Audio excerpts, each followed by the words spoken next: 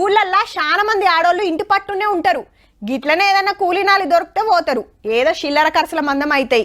వస్తే మిషన్ కుట్టుకుంటారు. అట్లా కొంత ఇంటికి ఆసరా. గిట్లనే చిన్న చిన్న దందాలు పెట్టుకోవాలంటే ఏడ పెట్టాలి, పెట్టుబడి ఎట్లా, షాప్ కిరాయిలు కట్టుడు ఎట్లా అని రంది పడుతుంటారు. డ్వాక్రా సంఘాలుంటే ఇంతో అంత లోన్లు వస్తాయి, నెల కింద కట్టుకోవచ్చు. ఊళ్ళల్లా గా పైసలతోటి చాలా మంది దందాలు చేస్తున్నారు. ఇక ఇప్పుడు ఇట్లా కొంత ఫాయిదా చేస్తుంది సర్కార్.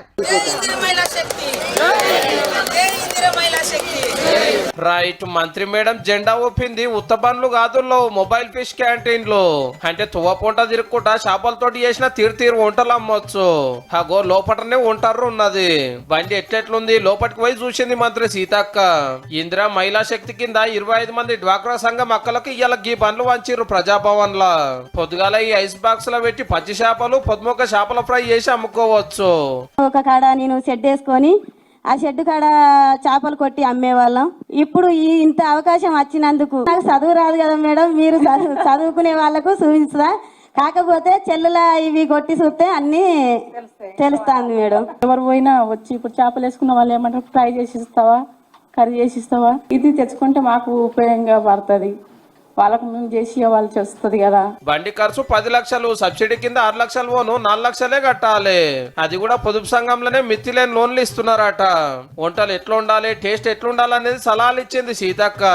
ఏదో టేస్ట్ కోసమని ఏదో కలుపుతాం, అది కాదు.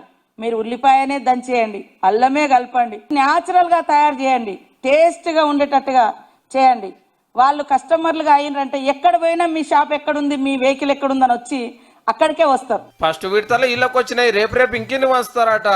ఆల్రెడీ ఇందిరా మహిళా క్యాంటీన్లు తెరిపిస్తే అక్కలకు మంచిగానే అవుతుంది గిరాకీ.